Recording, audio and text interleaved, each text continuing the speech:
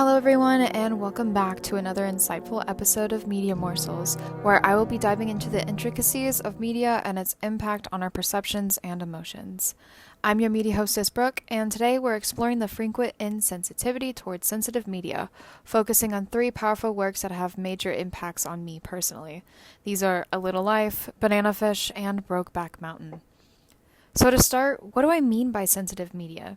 This is any piece of media, whether it's a movie, show, book, etc., that deals with darker, sensitive themes that may be triggering to some. These themes can be abuse, sexual assault, homophobia, and other related topics. I would also like to issue a trigger warning for those mentioned topics because I will be bringing those up due to them being relevant in the sensitive media I'll be discussing. I'll also try not to spoil anything from these works as well. Now, I had mentioned A Little Life in the first episode of this podcast where we discussed books, and apparently it's a bit controversial to like this book. Like a lot of people, I had discovered this book through social media, but it was because of my mutuals on Twitter. We're talking about it constantly, but I feel as if more people found it through TikTok or more specifically Book Talk. For example, if you go to Barnes & Noble and you see that little Book Talk shelf that has several books that you can find on Book Talk, A Little Life is typically there. My personal experience with this book is that I bought it in November of 2021 and I finally finished it in February of 2022. So yes, it took me 3 months to read it. It's not just because it was a long book or it was just hard for me to read. It's over 800 pages, but it's because it was so mentally draining for me and actually ruined my mental health for a while. Now, just to get a glimpse of the sensitive topics covered in A Little Life, this is a list of trigger warnings for the book from Goodreads. And these include sexual abuse, child sexual abuse, verbal abuse, psychological manipulation and gaslighting, kidnapping or imprisonment, many modes of self-harm, a violent accident, a few moments of prejudice against the disabled, drug use, addiction, grief, and loss of a loved one. So yes, some pretty traumatic topics. Now, one would assume with such a sensitive book, readers would be a bit more sensitive towards it, but I have found that too many people aren't, and that really baffles me. I'll include some examples. People calling it trauma porn, unrealistic, unrelatable, or even just laughing at it. And if you don't know what trauma porn is, this is where it basically has a character go through a ton of traumatic things and experiences that are unnecessary and excessive, which I don't think that's how A Little Life is personally. The main character Jude does go through a lot, but I wouldn't call it unrealistic trauma porn. Calling A Little Life trauma porn is, in my opinion, a cheap argument. A Little Life is depressing because the main character Jude has been failed by his relationships and systemic problems, and he shows a little interest in seeking professional help for his traumas. It goes beyond trauma porn since this book is about a man's unfortunate life events and his refusal to seek help from professionals. The bulk of the story is about Jude's circle of friends' unwavering support and affection for the most part. I'm looking at you, JB. Although it's fair to criticize how Yanagihara discusses Jude's trauma and how the character himself perceives recovery and therapy. Like, if you don't like A Little Life because it's too triggering or upsetting for you, that's completely fine. Also, if you don't enjoy its kind of anti-therapy message like I do, that's great too. But my issue stems from when people think it's trauma porn and unrealistic. I feel like that's very invalidating for survivors of these kind of issues that relate to Jude. I have one of my mutuals on Twitter that actually says that they can relate to Jude and had gone through similar experiences, and I think it's very invalidating and unempathetic to state that this stuff is unrealistic just because you haven't experienced it or you don't know anyone who has. Next, we turn our attention to Banana Fish, an anime and manga series that tackles themes of trauma, addiction, and exploitation. Now, to give this series context and how it deals with sensitive topics, in Banana Fish, trauma, especially that which results from sexual assault, is a major theme that highlights the destructive consequences of victimization and power dynamics. Mafia boss Dino Golzine forced Ash Lynx, the main character, into child prostitution, causing him to suffer a horrific upbringing. Ash experiences multiple assaults during the series, both from hired mercenaries and when he is in jail, although these moments are not fully shown. Rather, the story frequently ends abruptly, leaving the listener to speculate about what happened next. Banana Fish takes a sensitive approach to depicting violence, making a distinction between various forms of aggressiveness and exploitation. The story's underworld depicts murder as a brutal reality, yet there's a notable lack of explicit visualization of sexual assault. In contrast to murder, which is sometimes depicted as a way to survive in the brutal world, sexual assault is a tactic of dehumanization and dominance that targets the weak and feeds traumatizing cycles. Banana Fish emphasizes the catastrophic effects of sexual assault without glorifying the act itself by avoiding graphic depictions of the inhumane act. The series does not hold back when it comes to depicting other types of violence, like torture, as long as it is done in a way that advances the plot, unlike when it comes to sexual assault. By highlighting the differences in power and their effects, the portrayal of these acts gives the characters' actions and motivations context. Nonetheless, sexual assault continues to be separate, with its exclusion indicating a conscious decision to place a higher priority on the psychological impact of trauma than its sensationalism. A moving exploration of the long-lasting effects of trauma, Banana Fish emphasizes the value of emotional authenticity over visual depictions. The show humanizes its characters and encourages viewers to identify with their situations by concentrating on the emotional fallout from trauma. Banana Fish challenges viewers to address tough subjects with respect and understanding through complex storytelling and character development, setting an innovative standard for media portrayal of sensitive subject matters. Now, I actually have a deep history with this series that I honestly could make a whole episode about, but I'll just talk about it briefly. So, I first watched the anime in July of 2020, and it broke me. For some reason, it had such an impact on me that I cried about it for weeks, made social media accounts mostly posting about Banana Fish, and collected a ton of merch for over 3 years. In fact, I've been collecting the manga since 2020, and I only just now got the last volume I needed to complete the collection, which is all 19 volumes. I'm only recently falling down from that fixation, actually.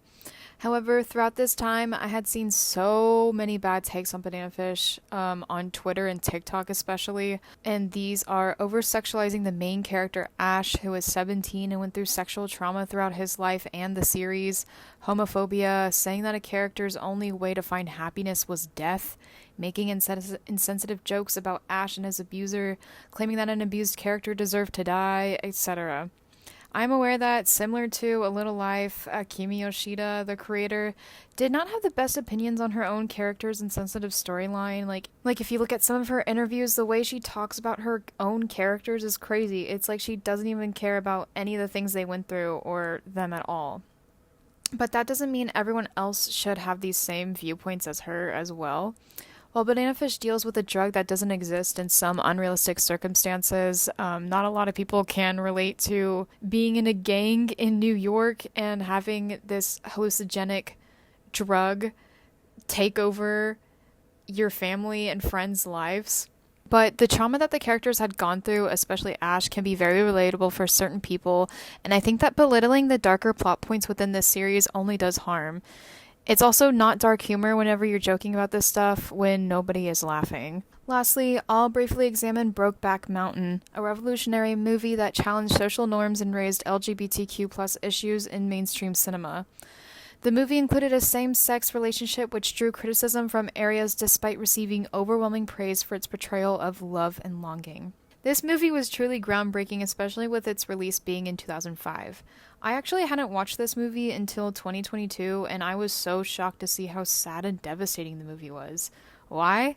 Well, I was on the internet at a very early age, around 2008 to 2010. I was on YouTube a lot. This was the era before YouTubers and verified users, and the type of content I would watch is I would find stuff that was like YouTube poops, if you know what those are, which are these funny compilations that make no sense, and I used to think it was the funniest thing ever, but early 2000s, early 2010 humor was very different from how it is now. Brokeback Mountain was actually brought up in a joking way pretty frequently when the videos had anything remotely gay in it.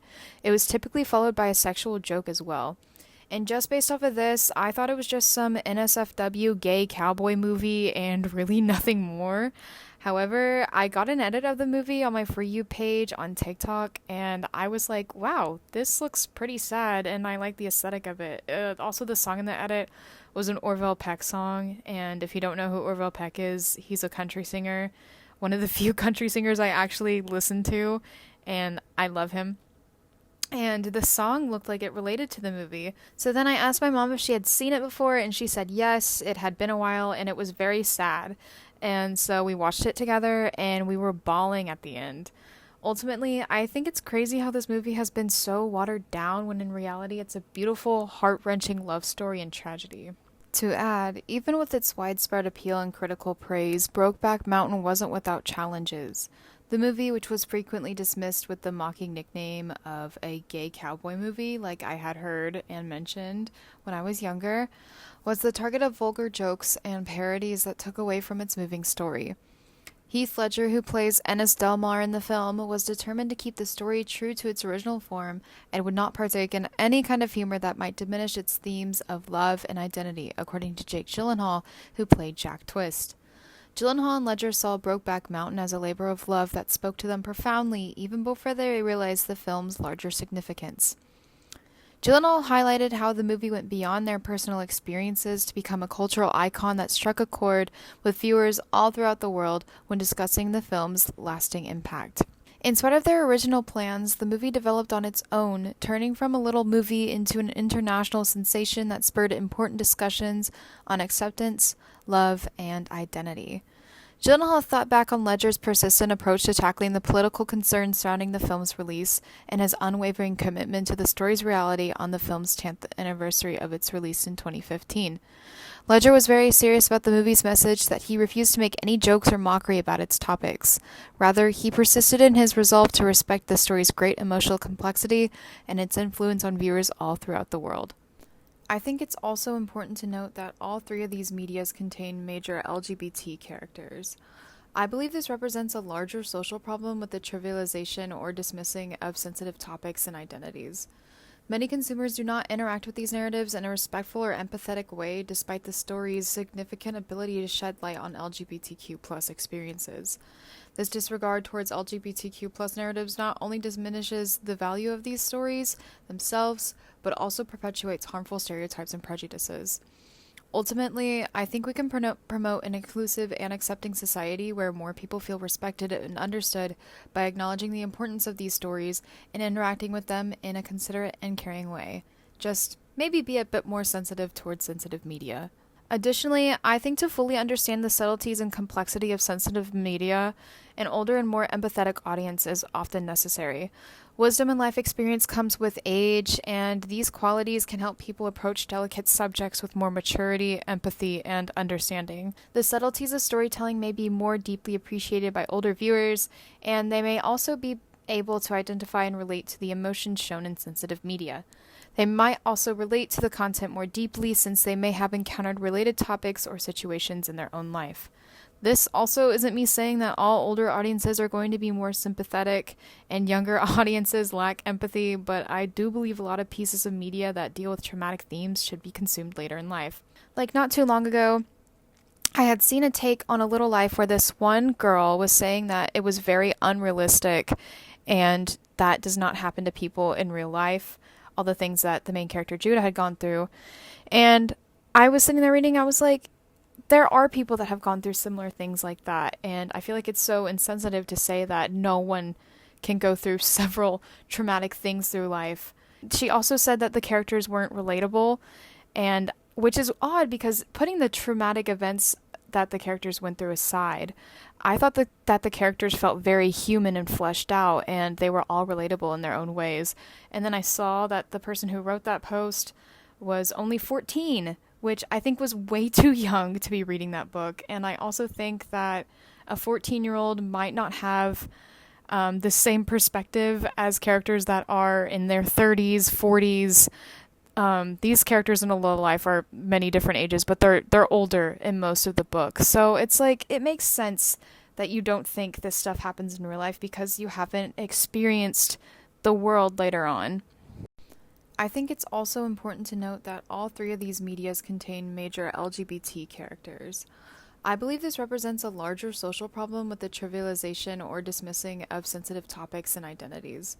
Many consumers do not interact with these narratives in a respectful or empathetic way, despite the story's significant ability to shed light on LGBTQ plus experiences. This disregard towards LGBTQ plus narratives not only diminishes the value of these stories themselves, but also perpetuates harmful stereotypes and prejudices. Ultimately, I think we can promote an inclusive and accepting society where more people feel respected and understood by acknowledging the importance of these stories and interacting with them in a considerate and caring way. Just maybe be a bit more sensitive towards sensitive media. I also think that social media has a big role in this. Social media platforms have completely changed how we connect and consume material over the last 10 years. These platforms, which range from TikTok to Twitter to Instagram, have developed into information and entertainment magnets. But there have also been unexpected repercussions to our frequent exposure to diverse content, especially in the way we see and interact with sensitive media. Unfortunately, because social media moves quickly, users are constantly exposed to content and frequently lack the time necessary for critical thought or engagement. I think this has led to a culture of desensitization. Sensitive subjects could therefore be minimalized or disregarded, which would make people less sympathetic to individuals who are impacted by them. Furthermore, social media's anonymity and distance can make it easier for users to act insensitively without worrying about the repercussions. A culture of apathy and indifference may be furthered by people feeling more comfortable making hurtful remarks or jokes about sensitive topics behind the safety of a screen. Lastly, I've seen other people actually talk about this as well, but it feels as if history does repeat itself in regards to discourse on the internet. Tumblr is the best example of this, I think. Now, I wasn't super into Tumblr until around 2014. I did make my account in 2012, I believe, but I wasn't super active on it because I was 10, 11. But I know about some past controversies on that website.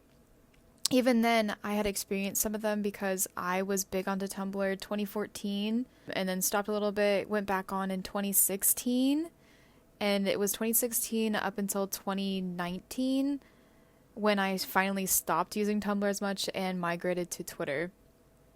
Tumblr isn't as big as it was then, and because these things happened years ago, the discourse is either forgotten or many people are too young to even know about these things.